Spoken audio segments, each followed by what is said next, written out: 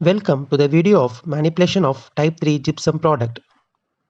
The armamentarium needed for manipulation of type 3 gypsum product, that is dental stone, are vibrator, water, type 3 gypsum product, that is dental stone, measuring jar for measuring water, measuring scoop for measuring dental stone, spatula and bowl.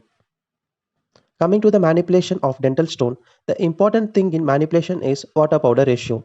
The minimum water powder ratio for type 3 gypsum is 0.28 to 0.30, meaning for every 28 to 30 ml of water, we have to take 100 gram of powder. So for manipulation of dental stone, we have to add powder first. So we have added 100 gram of powder and then 30 ml of water is poured into the powder. Then we have to mix it well such that every powder particle is mixed with the water. Mix it well with the spatula against the bowl so that every powder particle is coated with the water particle. Mix it well. We can see the consistency of the mixture. Then keep the bowl over the vibrator. Keep the vibrator in medium speed. Always cover the vibrator with the polythene sheet. Once the bowl is kept over the vibrator, we can see the air bubbles coming out of the mixture and seen all over the surface of the mixture.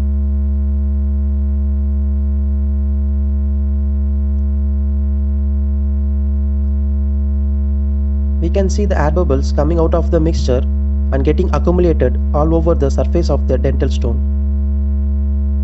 Once the air bubbles are seen over the surface, remove the bowl from the vibrator and the mixture is ready to pour into the impression. Before pouring, check the impression so that the impression should be very dry. There shouldn't be any saliva or blood on the impression. Keep the impression tray over the vibrator and keep the vibrator in medium speed and keep the impression tray in this position. Take small amount of dental stone and start pouring from the corner, that is posterior side of one side, so that it will flow from the posterior side of one side to the anterior side and to posterior side of the other side. The material should flow from one side to the other side.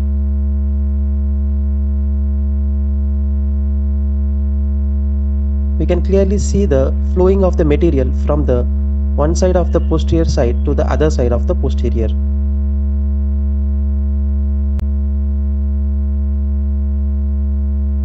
Once the teeth are get filled with the material,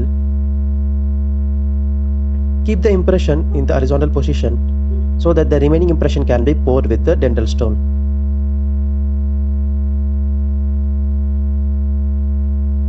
Pour the remaining impression with the dental stone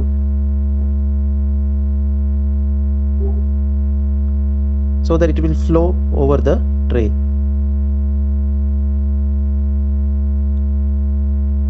Remove all the material from the border of the impression.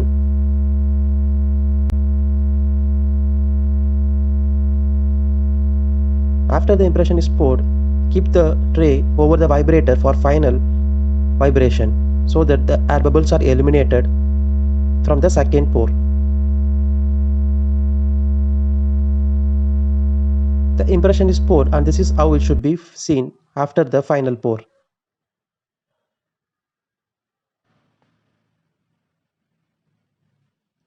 We can appreciate the glossiness of the pouring after final pour over the impression. Coming to the cast retrieval, the cast should be retrieved after 30 to 45 minutes of the final pour. The cast should be retrieved by rocking the cast on both the sides. We shouldn't remove the cast from only one side, it will result in the breakage of the teeth. So always remove the cast by rocking on the both the side. We can appreciate the retrieved cast doesn't have any pores.